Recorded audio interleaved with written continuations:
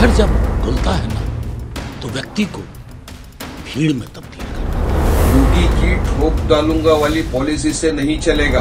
दुर्दांत से दुर्दांत अपराधी का अगर एनकाउंटर होता है ना तो ये लगता है कि सच क्यों छुपाया जा रहा है। जो किसी को कायदा कानून अपने हाथ में लेने का अधिकार नहीं है। एनकाउंटर सिर्फ व्यक्ति का नहीं होता है, एनकाउंटर सच का भी होता है।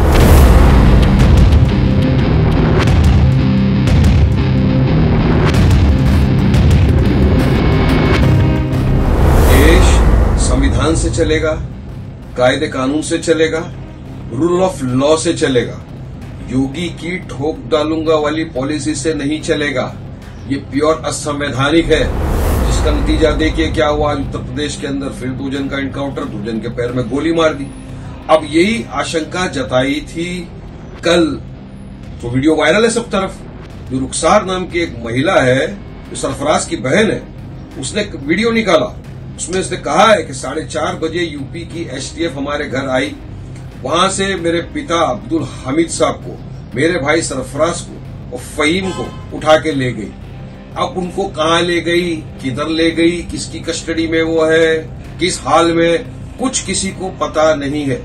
उन्होंने रिक्वेस्ट किया देश के प्रधानमंत्री को, योगी आदित्यनाथ जी को, कि भाई आप इंश्योर करिए कि इनके हत्या ना हो जाए। हमको डर लग रहा है कि कुछ इनके साथ गलत हो सकता है। और अब ये हो गया, तो किस दिशा में हम देश को लेके जाना चाहते हैं। अब देखिए एक बात, जो किसी को कायदा कानून अपने हाथ में लेने का अधिकार नहीं है। अगर किसी ने गोली मारी है राम गोपाल मिश्रा को, गलत है, कायदा है, कानून है, कोर्ट कचहरी, उसको आप वहां पे ले जाइए, जो सजा देना है कड़ी से कड़ी सजा दीजिए।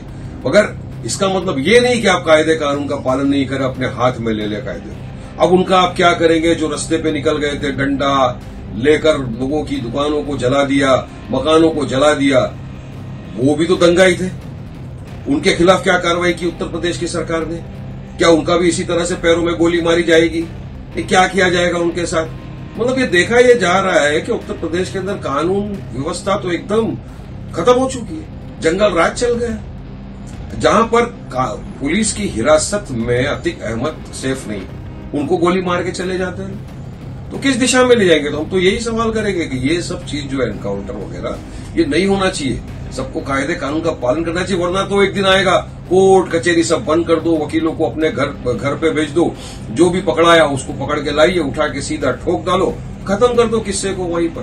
तो ये तो जंगल राज है, बनाना रिपब्लिक है क्या? इसलिए मेरा बोलना है कि देश को संविधान से चल रहा है और संविधान का पालन सबको करना पड़ेगा।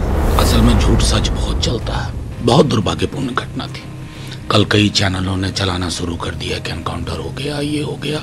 बहराइच पुलिस को, और मैं समझता हूं कि हॉस्पिटल के एक ऑफिसर को आकर के एक डॉक्टर को क्लैरिफाई करना पड़ा।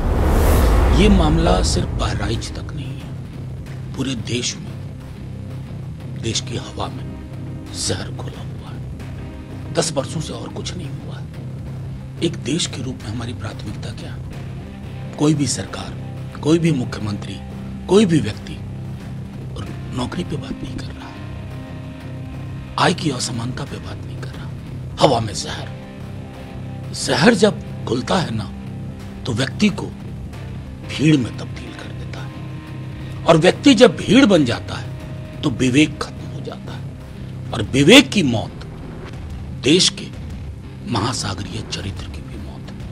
ये सिर्फ बहराइच का मामला नहीं है। अनुसंधान हो, जांच पड़ताल हो, लेकिन प्रोएक्टिव मेजर्स लेने होंगे। विदेश में जाके प्रधानमंत्री जी कहते हैं बुद्ध की धरती से आ जाओ।